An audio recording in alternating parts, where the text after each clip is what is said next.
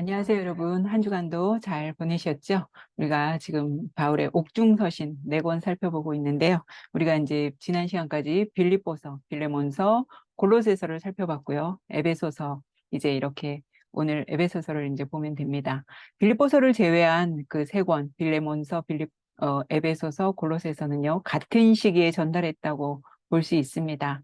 빌레몬은 이제 지역 이름이고요. 빌레몬은 사람 이름이고 이제 빌립보서는 지역 이름이고 또 이 골로새와 에베소는 약 한 160km 정도 떨어져 있는 인근이라고 말씀드렸습니다.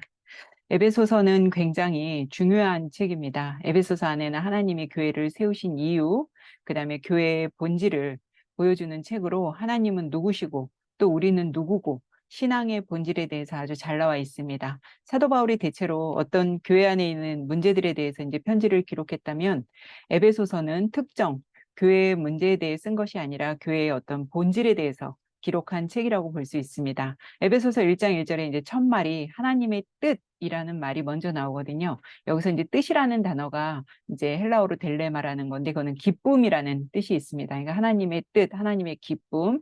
그러니까 우리는 나를 향한 하나님의 기쁨이 무엇인지 이제 날마다 고민하며 살아가야겠죠.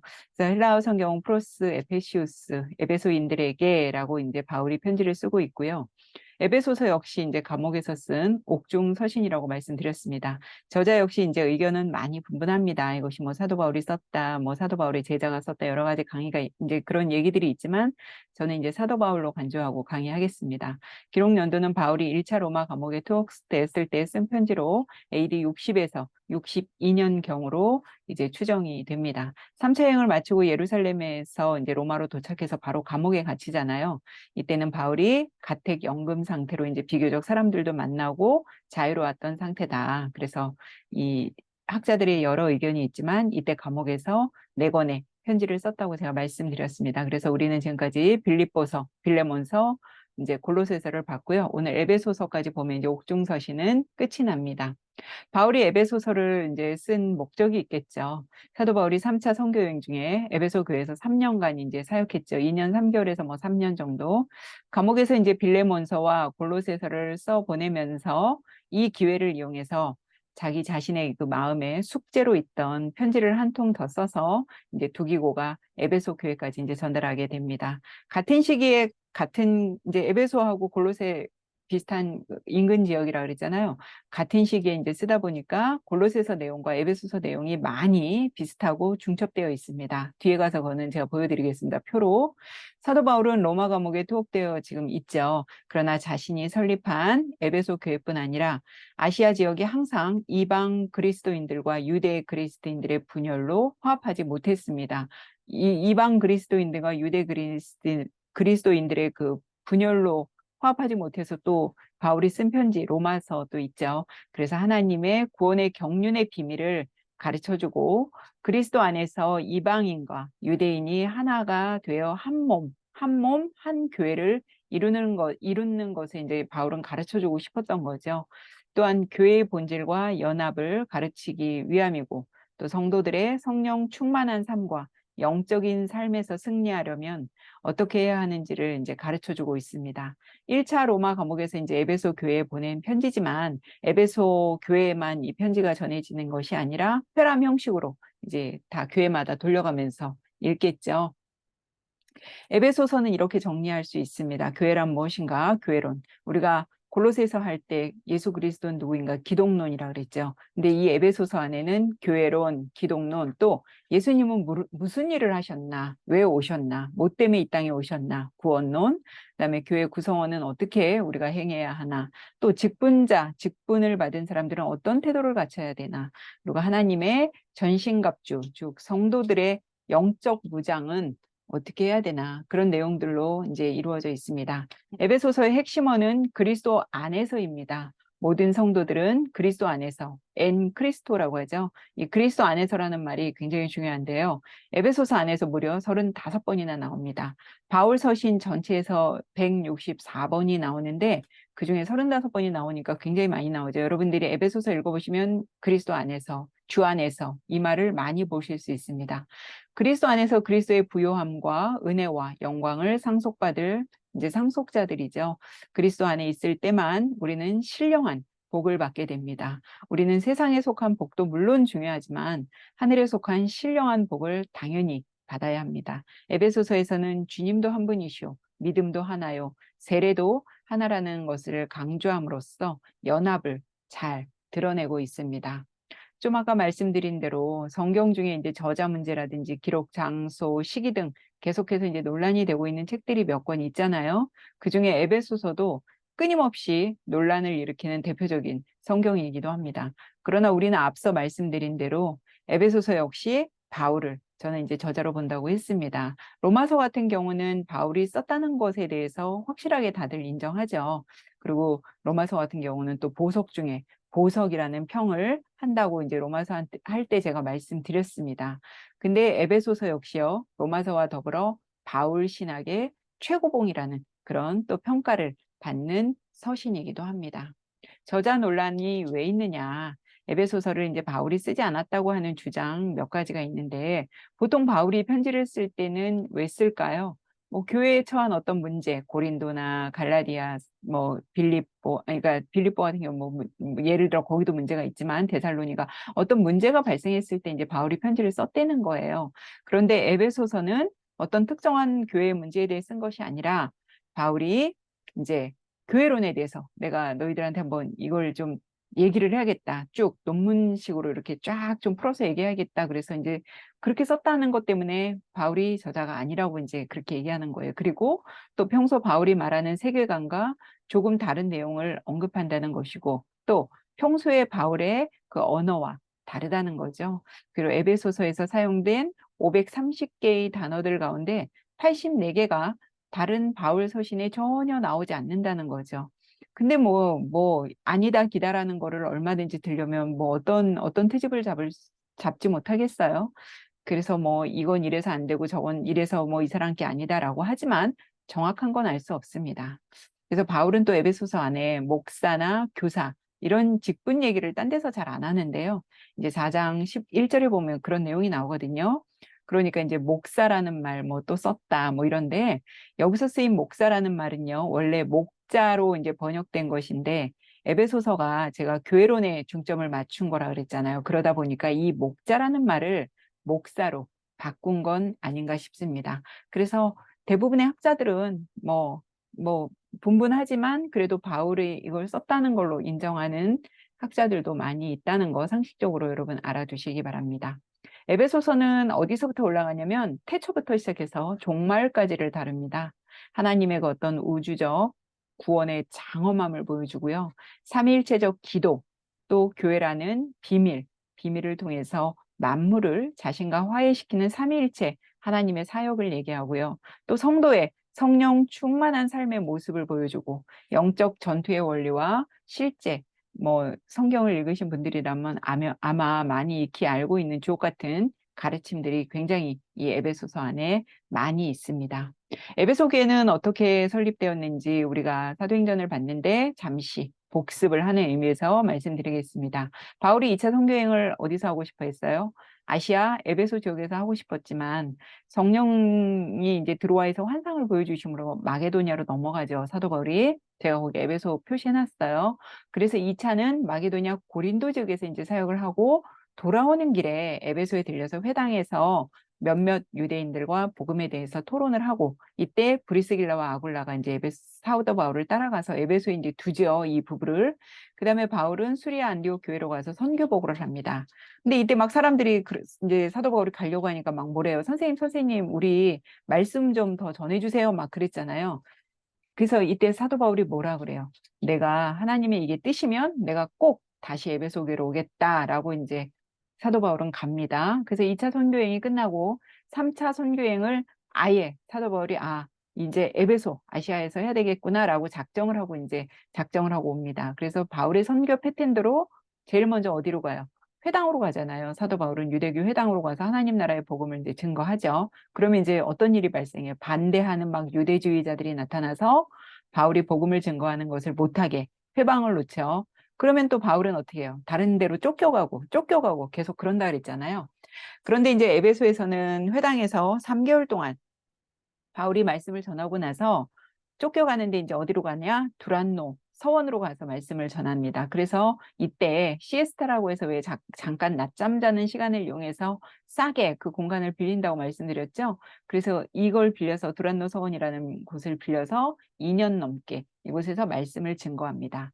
바울이 에베소에서 사역하는 동안 하나님께서 바울의 손을 통해 얼마나 많은 기적들을 일으키셨는지 바울이 걸치던 앞치마만 갖다 대도 병이 낫고 또 유대인 제사장 스게야의 7 아들이 또 어떻게 해요? 막 바울이 그렇게 기적을 행하니까 자기네들도 막 이걸 따라하죠. 그래서 막 흉내내다가 어떻게 돼요?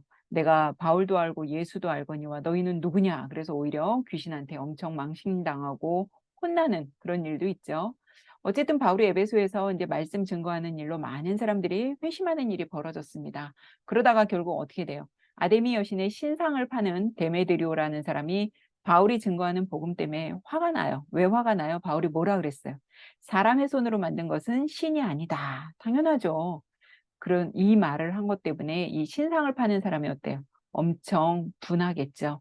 그래서 자기들이 그럼 사람들이 이제 사람의 손으로 만든 신상 안 팔면 데메드리오가 당연히 자신의 어떤 수익에 그 손해를 입게 되잖아요. 자기의 수익이 끊기자 바울과 그 일행들 가만두지 않겠죠. 그래서 바울이 또 에베소에서 오래 머물지 못하고 이제 어디로 가느냐? 마게도냐로 넘어갑니다. 이 부분까지가 이제 사도행전에서 나온 거고 사도행전 할 때 제가 언급해드린 부분입니다. 그래서 에베소 교회가 그렇게 설립이 됐다는 거. 그러면 이 에베소라는 도시가 도대체 어떤 도시냐? 에베소는요, 소아시아의 대표적인 도시로서 자이스테르 강이 지중해로 유입되는 그 전략적인 요충지에 자리하고 있습니다. 기원전 133년부터 로마의 지배를 받기 시작했고, 로마 황제 아우구스투스는 에베소를 전략적 중요성을 이제 파악해서 이곳을 아시아의 수도로 삼았죠. 에베소는 해상무역과 육상무역이 교차하는 지역에 있다 보니까 자연히 어떻겠어요? 교통, 무역, 상업, 문화, 행정, 종교의 요충지로 자리매김했겠죠. 그러다 보니까 뭐 부는 말할 수 없고 지중해 동서남북 사방으로 오가는 배를 수용할 수 있는 항구와 또 유프라테스 계곡과 페르시아로 연결되는 주요 무역로의 출발점이기도 했습니다. 이곳이. 혹시 제가 고린도 할 때 고린도는 음란의 도시고 에베소는 마법의 도시라고 말씀드린 거 기억나세요? 에베소는 로마 제국에서 로마와 알렉산드리아에 이어서 3번째로 큰 도시로 성장했습니다. 바울이 활동할 당시 아마도 이 도시에는 약 20만 명에서 한 30만 정도의 인구가 거주했을 것으로 봅니다. 그러니 뭐 얼마나 막대한 부를 축적했을 것이고 돈이 쌓이다 보면 당연히 뭐를 건설해요, 여러분? 돈이 많으면 뭐든 막 크게 지려고 하죠. 옆에 보면 그 원형 경기장 그 사진에 보이죠? 이 당시에 벌써 2만 5천 명이 들어갈 수 있는 원형 극장이 세워졌다고 합니다. 대단하죠. 2000년 전이에요, 여러분. 당시 명품을 파는 상점들이 즐비했고 극장도 있었다고 그러고요. 식당, 뭐 심지어 사우나까지 없는 것이 없었다고 합니다.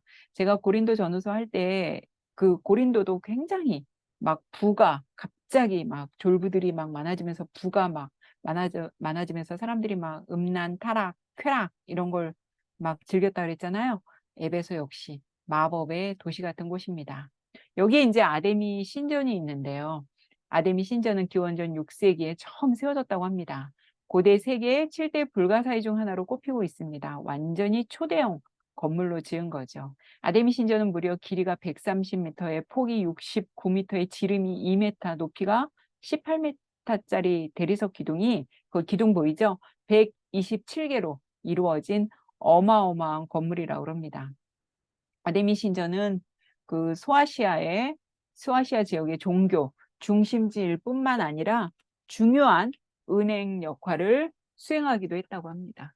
그 매년 3, 4월에 그 에베소 축제라는 것이 열리는데요. 이때는 로마 제국 각지에서 몰려든 관광객들로 완전히 인산인해를 누르고 굉장히 여기 복잡하다고 합니다. 그러니 뭐 경제적으로 발전할 수밖에 없겠죠. 이 아데미 신전 안에는 로마 황제 아우구스투스의 그 성소가 있다고 합니다. 이런 도시에서 바울이 뭘 전한 거예요? 이렇게 막 신전 안에 로마 황제 성소도 있고 이런 데서 뭘 전한 거예요? 예수 그리스도의 복음을 전한 거예요. 에베소 사람들은 이 곳에서 자기네들의 어떤 복을 가져다 주는, 이제 뒤에서 보겠지만 여신을 막 섬기고 있는데, 사도 바울은 여기서 뭘 전한 거예요? 그리스도의 복음을 전한 겁니다. 아데미 여신이라는 그림 여러분 보세요. 굉장히 매혹적으로 생겼죠. 이렇게 부를 이루고 있고 어마어마한 발전을 해가고 있다 보니 종교 또한 엄청 다양했죠. 대표적인 게 이제 아데미 여신이지만 많은 종교들이 있었습니다. 잘 아시는 대로 이제 아데미 여신은 건강과 행복, 다산과 풍요의 여신, 아데미, 아르테미스라고 하죠. 이런 여신을 섬기고 또 세라피스나 제우스 등 다양한 종교, 성행하기도 했습니다. 사진에서 보여지듯이 그 아데미 여신 앞에 그 달린 게 여자 가슴인데요. 엄청 많이 달렸죠. 무려 24개가 달렸다고 합니다. 그것은 무엇을 상징해요? 풍요의 여신이라는 거죠. 아이가 태어나면 엄마 젖을 먹잖아요. 우리가 먹어야 살잖아요. 즉, 이 여신만이 생명을 살리는 신이라는 거죠. 이런 여신을 잘 섬겨야 땅에서 나는 수확물의 소출도 많이 내고 자식도 많이 낳고 아주 풍요하게 살 수 있다는 걸 말해주고 있습니다. 그러면 이제 에베소서와 골로새서 제가 이제 많이 비슷하다고 했는데, 골로새서에 사용된 단어들 중에서 34%가 에베소서에도 나타나고요. 또 에베소서에서 사용된 단어들 26.5%가 골로새서에도 나옵니다. 두 서신은 매우 비슷한 개념, 또 신학적 주제나 메시지 전개가 굉장히 비슷합니다. 그래서 에베소서를 이제 바울로 보는 견해가 우세하죠. 왜냐하면 골로새서, 에베소서 뭐 비슷한 시기에 같은 장소에서 기록하고 내용 또한 비슷하기 때문에 이것을 둘 다 바울이 썼다고 하고, 이것을 쌍둥이 편지, 뭐 이란성 쌍둥이라고 하는 그런 표현도 하고 있습니다. 그러면 에베소서와 골로새서에 중첩되는 내용들이 얼마나 많은지 표로 한번 보겠습니다. 정말 많죠? 뒤에 또 있어요. 제가 이것도 간추려서 이렇게 한 건데, 에베소서에 나오는 내용이 골로새서에 이렇게 나오는 거, 뭐 구속, 제삼 똑같은 이제 중첩되는 내용이거든요. 여러분들이 이 성경 구절 표시하셔서 에베소서와 골로새서에서 찾아보시기 바랍니다. 중첩되는 내용들이에요. 뒤에 장도 마찬가지로요. 뭐 가족 규례들, 지혜롭게 행하여 시간을 아껴라, 옛사람 버리고 새 사람을 입어라.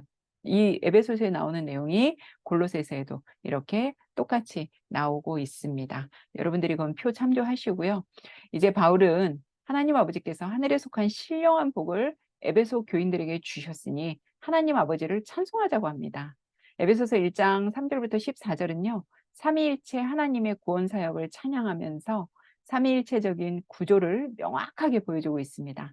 어떤 거냐면 성부 하나님 우리를 예정하셨고 선택하셨죠. 그리고 성자 하나님은 십자가 사건을 통해서 우리를 어떻게 하셨어요? 구속하셨죠. 그리고 성령 하나님은 성부 하나님의 구원을 인치시고 기업의 보증이 되신다고 하시면서, 여기서 말하는 신령한 복은 삼위일체 하나님의 사역과 직결됨을 알 수 있습니다.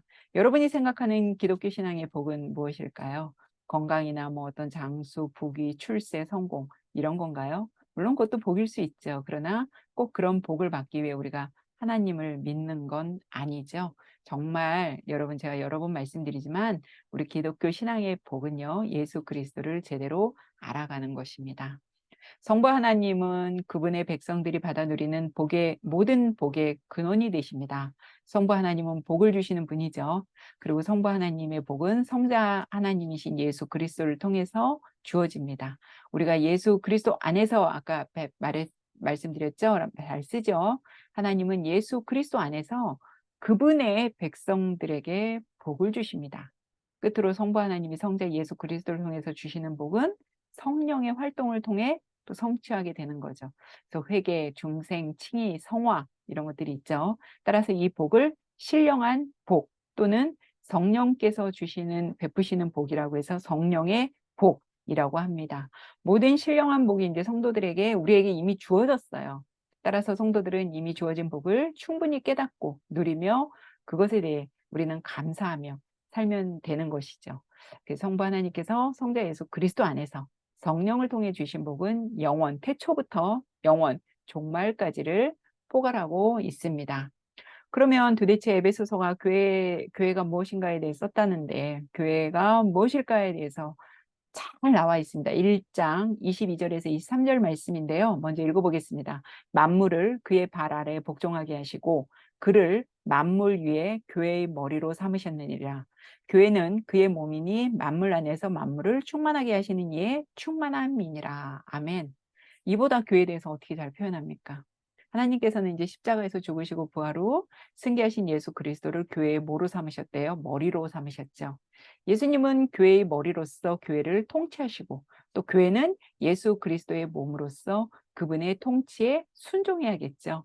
교회는 머리이신 예수 그리스도의 뜻과 지시에 순종하고 그분의 손과 발이 되어서 우주 안에서 그분의 구속 사역을 우리는 수행해야 합니다. 이것이 교회가 예수 그리스도를 충만하게 채워드리는 길이기도 합니다. 아시겠죠? 교회가 무엇인지. 복음이라는 게 무엇일까요? 이 또한 2장 1절 2절에 잘 나와 있는데요. 읽어보면 그는 허물과 죄로 죽었던 너희를 살리셨도다. 그때 너희는 그 가운데서 행하여 이 세상 풍조를 따르고 공중의 권세 잡은 자를 따랐으니 곧 지금 불순종의 아들들 가운데서 역사하는 영이라 그랬어요. 우리 이미 죽었어요. 뭐 죽을 수도 있다. 죽을까? 이게 아니고요. 죽었어요. 제가 한번 말씀드렸잖아요. 우리는 본전이 죽음이라고. 이미 죽은 우리를 다시 살리신 겁니다. 이것이 복음이죠, 여러분. 복음이라는 것은 여기서 이제 바울은 에베소 교회 교인들을 위해 기도할 때마다 감사가 넘친다고 하면서 에베소 교회 교인들의 구원받기 전과 구원받은 후의 생활을 이제 비교합니다. 너희가 전에는 어땠냐? 세상 욕심을 따르고 살면서 우리는 우리도 마찬가지죠. 본질상 진노의 자녀.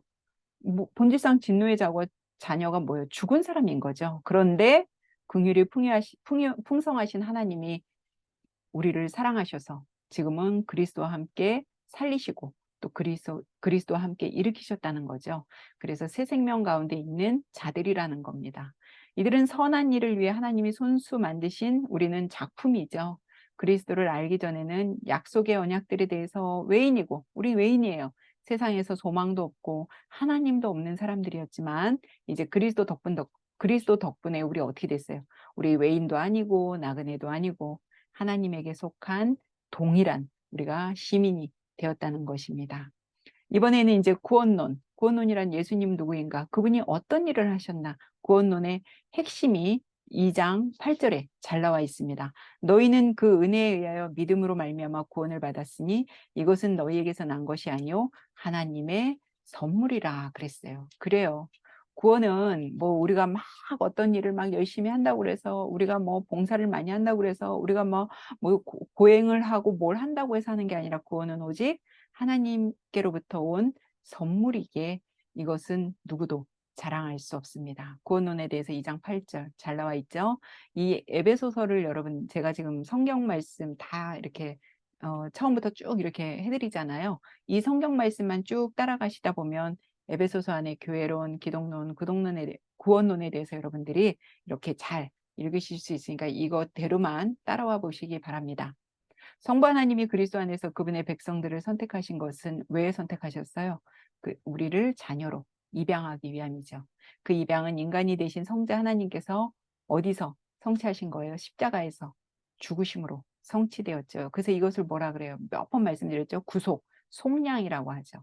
속량이란 말씀드렸는데 그 노예 해방시키기 위해서 속전을 지불하는 걸 말하는 거죠. 그래서 자유를 주는 거예요. 그래서 여기서는 그리스도의 대속의 피로 말미암아 죄의 권세로부터 해방되는 것, 즉 뭘 말해요? 구원을 말하는 거죠. 여기서는 좀 전에 말씀드렸던 어떤 인간의 공로나 선행이 없어요. 전혀 없어요. 하나님의 선택과 구속 사건은 오로지 하나님의 은혜로만 되는 겁니다. 따라서 하나님의 백성들이 할 수 있는 유일한 의무는 뭐예요?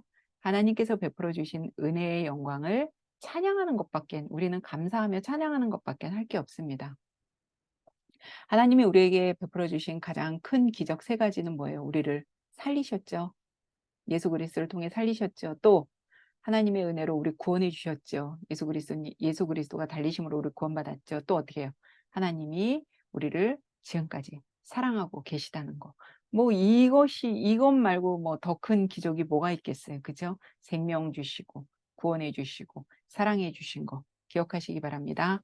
골로새서에서 제가 예수 그리스도를 향해서 사도 바울이 뭐라 그랬대요? 그러면서 제가 비밀로 묘사했죠. 기억하시죠? 근데 바울은 에베소서에서 교회까지도 하나님의 비밀에 포함시킵니다. 교회는 하나님께서 우주 성전을 회복하시고 완성하시는 일에 있어서 핵심적인 요소로서 하나님의 신비라고 볼 수 있죠. 하나님께서 그분의 자녀들에게 모든 지혜와 총명을 넘치게 부어주셔서 그들이 하나님의 뜻 안에 담긴 비밀을 알게 하셨다고 하는데, 여기서 말하는 비밀은 하나님이 정하신 때가 되면 하늘과 땅에 있는 모든 것, 즉 우주 안에 존재하는 만물이 예수 그리스도를 머리로 하여 한데 연합하고 모여서 통일을 이루는 것을 말합니다. 여기서 하나님이 정하신 때는 언제일까요? 세상의 종말, 즉 시간이 영원으로 이제 수렴되는 때, 곧 하나님의 구원 사역이 모두 완성되는 때를 말하고 있는 겁니다. 그래서 이것을 비밀로, 이제 교회까지도 비밀로 표현하고 있습니다. 예수님은 누구일까요, 정말? 이것에 대해서 잘 나와 있는 성경 구절이 2장 14절입니다. 그는 우리의 화평이신지라. 화평이에요. 예수님은 둘로 하나를 만드사 원수된 것, 곧 중간에 막힌 담을 자기 육체로 허시고 그랬습니다. 예수 그리스도는 십자가 사역을 통해 하나님과 인간 사이에 막힌 담을 허셨죠. 그래서 우리가 하나님께 나아갈 수 있게 되었잖아요. 뿐만 아니라 십자가 사역을 통해서 유대인과 이방인 사이의 담도 헐어버리셨습니다. 이 둘을 하나로 만드셔서 하나님과의 화평, 화해를 성취하셨습니다. 얼마나 유대인들이 이방인들을 개 취급했어요. 사람 취급 안 했죠. 유대인들이 주장하는 것, 뭐 할례, 정결법, 안식일, 절기 이런 것들을 지킴으로써 자신들만 구원받고 자신들만 선민이고, 이런 것을 지키지 않는 할례 받지 못한 무할례자들인 이방인들을 아주 무시하고 하대하고 그랬잖아요. 그러나 예수 그리스도의 십자가 사역을 통해 유대인이나 이방인이나 모두 오직 예수 그리스도에 대한 믿음을 통해서만 하나님께 나아갈 수 있게 되었다는 것. 그래서 이제는 평가를 필요가 없어요, 여러분. 오직 믿음을 통해서만 하나님의 될 수 있다는 것을 보여주고 있습니다. 이제 여기서 사도 바울은 자신의 정체성에 대해서 말하고 있는데요. 에베소서 3장 7절에서 8절입니다. 이 복음을 위하여 그의 능력이 역사하시는 대로 내게 주신 하나님의 은혜의 선물을 따라 내가 일꾼이 되었노라. 모든 성도 중에 지극히 작은 자보다 더 작은 나에게 이 은혜를 주신 것은 측량할 수 없는 그리스도의 풍성함을 이방인에게 전하게 하시고자 나에게 사명을 주셨다는 거죠. 바울은 자신이 성도 중에서 가장 작은 자이지만 그럼에도 이방인들에게 그리스도를 전하는 일을 맡았다고, 자기가 사명을 받았다고 하죠. 모든 성도들은 그리스도의 넘치는 사랑과 깊이를 이해하고 하나님의 모든 충만하신 것으로 이제 채워지길 바란다면서, 그 다음에 이제 바울의 기도가 나옵니다. 기도가 이제 3장 18절에서 19절인데요. 능히 모든 성도와 함께 지식에 넘치는 그리스도의 사랑을 알고 그 너비와 길이와 높이와 깊이가 어떠함을 깨달아 하나님의 모든 충만하신 것으로 너희에게 충만하게 하시기를 구하노라. 아멘. 기도는 여러분 뭐와 같다고 해요? 호흡과 같다고 하죠. 우리가 이렇게 살면서 호흡이 멈추면 어때요? 죽어요. 그래서 호흡이 멈추면 죽는 것처럼 기도 또한 멈추면 영적인 생명이 끊어지는 거죠. 그래서 그 바울이 에베소서 3장 아까 우리 14절에서 24절에서 삼위일체적 기도의 모범을 제시한 것처럼 기도의 원형은 삼위일체 하나님의 내적 관계에 기초한 사랑의 어떤 친교 혹은 사랑의 대화여야 한다는 거죠. 기도의 목표는 우리의 어떤 탐욕을 성취하는 것이 아니라 삼위일체 하나님의 사랑의 성품을 본받고 그 사랑의 관계를 실천하는 것을 말합니다. 기도에 대해서 얘기하면서 바울은 겸손한 마음으로 자기는 간절히 무릎을 꿇고 기도한다고 하고, 또 바울이 기도하고 있는 하나님은 지상의 모든 교회와 성도들 개개인 가운데서 쉬지 않고 능력으로 일하시며 그들이 구하는 것과 생각하는 것 모두에 대해 기대하는 것보다 비교할 수 없이 더 충만하게 응답하시는 분이라는 걸 또 얘기하고요. 에베소 교인들이 사랑의 그 토양에 깊이 뿌리를 내린 나무처럼 또 사랑의 토양에 깊이 기초를 세운 건물처럼 세워져서 유대인과 이방인으로 대별되는 어떤 인종, 성별, 문화, 계급, 이념적 구분과 차별을 극복하고 서로 사랑하고 용납할 수 있게 해달라고 기도합니다. 중보기도하는 거죠. 에베소 교인들이 서로 사랑할 것과 또 예수 그리스도의 십자가가 얼마나 높고 깊은지를 알아가라고 권면하고 있습니다. 사도 바울은 지금 갇혀 있죠. 4장 1절에 3절 보면 그러므로 주 안에 갇힌 내가 너희를 권하노니 너희가 부르심을 받은 일에 합당하게 행하여 모든 겸손과 온유로 하고 오래 참음으로 사랑 가운데서 서로 용납하고 평안에 매는 줄로 성령이 하나 되게 하신 것을 힘써 지키라.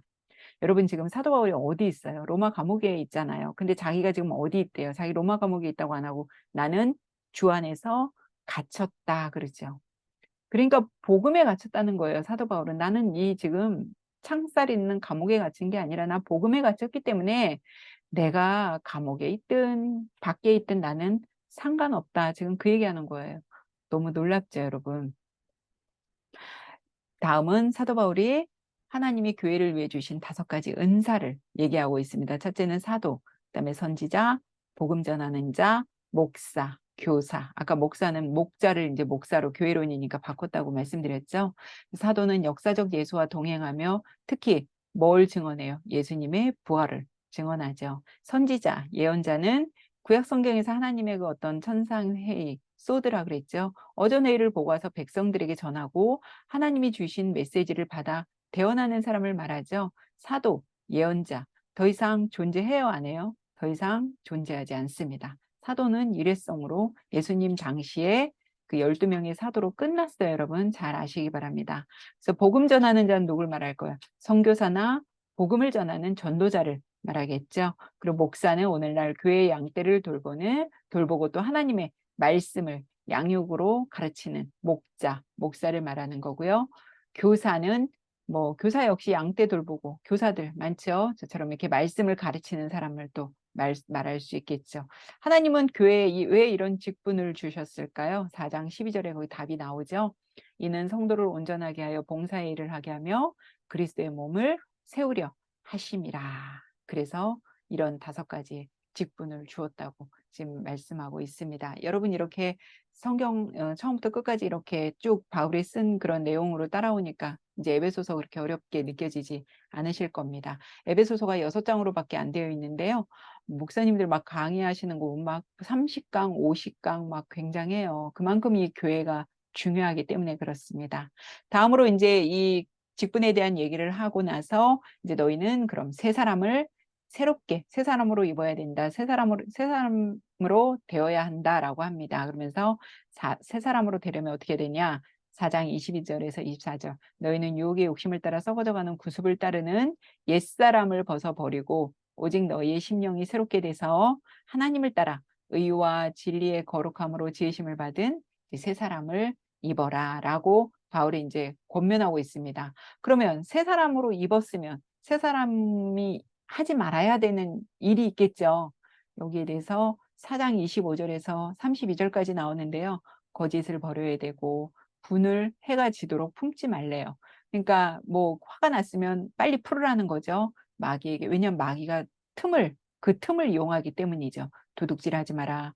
더러운 말을 입 밖에 내지 마라. 하나님의 성령을 근심하게 하지 마라. 악독, 노함, 분냄, 떠드는 것 이런 모든 악의를 버려라. 그리고 서로 용서하라 라고 합니다. 이렇게 말을 하고 나서 그리스도의 행함은 이거다라고 말하는 거예요. 너희가 전에는 어둠이었잖냐. 근데 이제는 주 안에서 빛이야. 니넨 어둠이 아니야. 그래서 빛의 자녀들처럼 행하라고 하는 거죠. 빛의 열매는 모든 착함과 의로움과 진실함에 있다라고 이제 바울이 얘기하면서요. 그러면 성령과 함께하는 삶은 어떤 삶이냐? 성령은 삼위일체 하나님의 한 위격이잖아요. 성부, 성자, 성령. 따라서 성령은 하나님의 백성들로 인하여 때로 기뻐하시고 때로 근심하고 슬퍼도 하십니다. 그런데 성령이 언제 여러분 근심할까요? 첫 번째는 백성들이 불경건한 그 언행을 일삼을 때 거룩한 영이신 성령께서 근심하십니다. 두 번째는 백성들이 분열할 때 교회 전체의 연합을 도모하시는 성령께서 또 근심하십니다. 세 번째는 성령을 근심케 하는 대신에 오히려 성령으로 충만하라고 하죠. 그래서 술에 취하지 말고 성령에 충만하라고 충고하고 있습니다. 왜 성령과 술을 이렇게 비교할까요? 이건 어떤 통치나 지배와 연관이 있기 때문에 그래요. 사람이 술에 취하면 여러분 어떻게 돼요? 그 술이 그 사람의 정신과 신체를 전체 사로잡아 지배하잖아요. 성령으로 취한 사람은 성령의 지배를 받아 예수 그리스도 안에서 하나님의 통치에 순종하는 거죠. 그리고 술에 취한 사람은 결국 인생을 낭비하고 허비하잖아요. 역시 술에 취했는데 어떻게 하나님의 뜻을 분별하고 정신이 막 혼미한데 어떻게 뜻을 분별하겠어요? 인생을 낭비하는 거죠. 그래서 성령으로 충만해지면 하나님을 찬양하고 하나님께 영광 돌리는 일에 아무래도 최우선으로 하겠죠. 주 예수 그리스도를 경외하고 서로 간에 순종하고 협력하면서 시간을 낭비하지 말라고 합니다. 그리고 성령 충만함은 우리 성도들이 해도 되고 안 해도 되는 것이 아니라 반드시 순종해야 되는 일이라고 강조합니다. 우리는 성령 충만하게 해달라고 하는 기도를 매 순간 해야겠죠. 과거에 일시적으로 한 번만 충만하면 안 되기 때문에 여기서 충만하라, 성령 충만하라는 이 동사가요, 과거 동사가 아니라 어떻게 쓰고 있어요? 현재, 시제로 지금 되어 있죠. 왜? 우리는 죽는 날까지 지속적으로 충만한 삶을 살아야 된다는 것을 말하고 있습니다. 성령 충만한 사람이 막 화를 내고 분을 내고 그러겠어요? 그렇지 않죠. 모든 종류의 분노가 금지된 것은 아니죠. 예를 들어 정의로운 분노도 있잖아요. 근데 이건 죄가 아니죠. 정의로운 분노는 죄가 아닙니다. 다만 뭐 어떤 보복적인 분노나 또는 분노를 막 이기지 못해서 증오나 원한을 품는 그런 것은 경계해야겠죠. 그리고 나서 이제 그리스도의 삶에 있어서 가장 기본적인 요소는 뭐다? 용서라고 말합니다. 우리가 서로 용서해야 하는 것은 그리스도 안에서 우리가 먼저 용서를 받았기 때문에 우리도 너그러운 마음으로 타인을 용서할 수 있어야 된다고 강조하고 있습니다. 세 사람이 된 사람들은 그러면 이제 어떤 관계를 맺고 살아야 하나? 가정 규례에 대해서 이제 쭉 나오죠. 여러분 뭐 이거는 골로새서에서도 이제 있는 내용인데 근데 지금 교회론에 대해서 얘기를 하고 있는데 왜 갑자기 가정교례를 얘기하나 그죠? 왜냐하면 그 이유가 있어요. 당시 초대교회는 제가 다 어디서 시작을 했다 그랬어요. 가정에서 모였고 가정교회에서 출발했잖아요. 가정에서 모였어요. 가정에서 시작된 교회 그것이 뭐라는 거예요?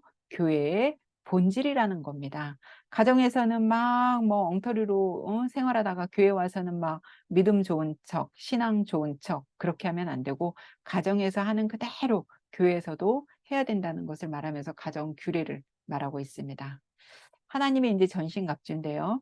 당시 로마 군인은 방패, 투구, 검, 창 등으로 완전 무장을 갖추었습니다.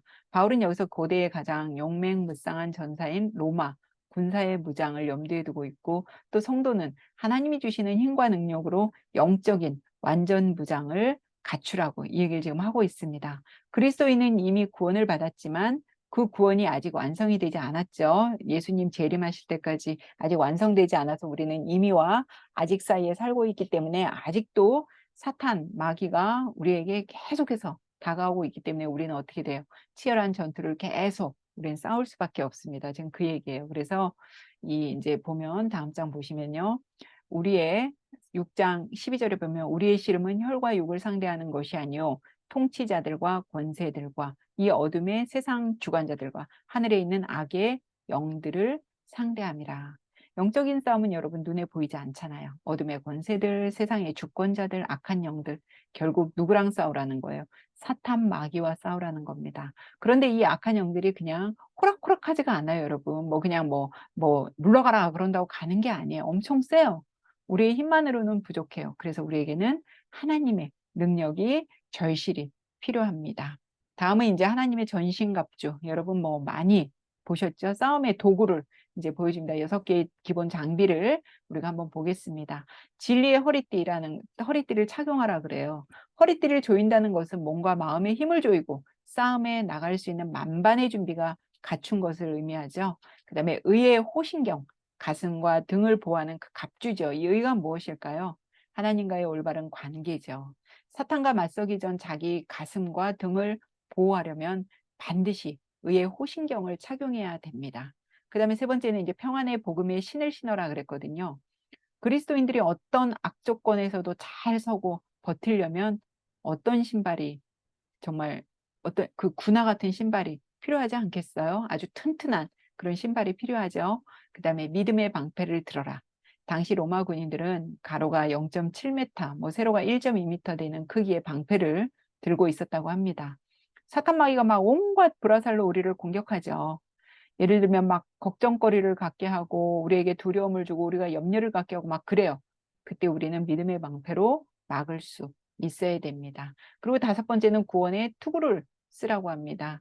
로마 군인들이 쓰던 투구는요, 철이나 청동 같은 아주 단단한 금속으로 만든 것을 썼다고 합니다.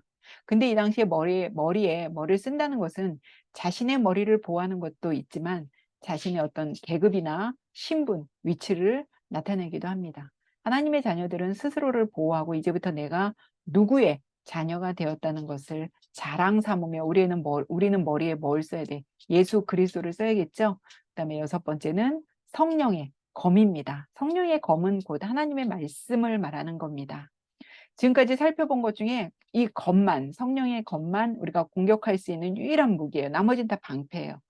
성령의 영감으로 기록된 하나님의 말씀은 사탄 마귀를 물리치는 가장 강력한 무기죠. 예수님도 광야에서 말씀으로 물리치셨잖아요. 그래서 우리가 이렇게 또 말씀 공부하는 거고요. 이러한 영적 무기들을 주시는 분은 누구세요? 오직 하나님만이 주실 수 있습니다. 그러나 이런 무기를 장착해야 되는 사람은 누구예요? 바로 우리들 자신의 몫이죠. 누가 뭐 이걸 대신 뭐 해주는 게 아니라 우리 스스로 쓰고 있고 손에 쥐고 우리가 발에 신고 그래야 됩니다. 그래서 싸움의 도구 여러분 잘 받으시기 바랍니다. 이제 끝으로 이 편지를 가지고 가는 사람은 바울과 늘 동행하고 바울의 신실한 동역자였던 두기고가 이제 편지를 가지고 가는데요. 두기고는 바울의 서신들과 그의 형편과 사정을 이제 여러 교회에 전해준 인물이기도 합니다. 또 바울이 무엇을 말하는 것인지 네가 가서 자세하게 말해주고 또 에베소 교회 성도들을 위로하기 위함이라고 이제 두기고를 보냅니다. 하나님과 주 예수 그리스도께로부터 평안과 믿음을 겸한 사랑이 그들에게 있기를 바란다고 이제 축복하면서 바울이 말씀을 마치는데요. 오늘 에베소서를 통해 우리가 알 수 있는 것이 무엇일까요? 교회란 무엇인가? 교회란 무엇일까요, 여러분? 에베소서에서 말하는 교회는 하나님의 어떤 창조와 구원의 핵심, 목적이라는 사실을 분명히 하고 있습니다. 하나님은 교회를 통해 자신이 만드신 창조 세계와 연합하기를 원하고 계십니다. 그래서 하나님만이 온 우주의 왕이시고 우리가 다 하나님의 아들을 믿는 것과 아는 일에 하나가 되어서 온전한 사람을 이루어 그리스도의 장성한 분량이 충만한 데까지 이루어야 된다고 이제 사도 바울은 권면하고 있습니다. 에베소서 많이 어려워하시는 분들 많은데 오늘 이렇게 통해서 여러분 보니까 그렇게 어렵지 않죠? 우리가 이제 이것으로 옥중서신 4권을 마쳤고요. 이제 다음에는 사도 바울의 목회서신 디모데전서, 디도서, 디모데후서 살펴보겠습니다. 여러분 한 주간도 건강관리 잘 하시고 우리는 다음 주에 뵙겠습니다. 수고 많이 하셨습니다.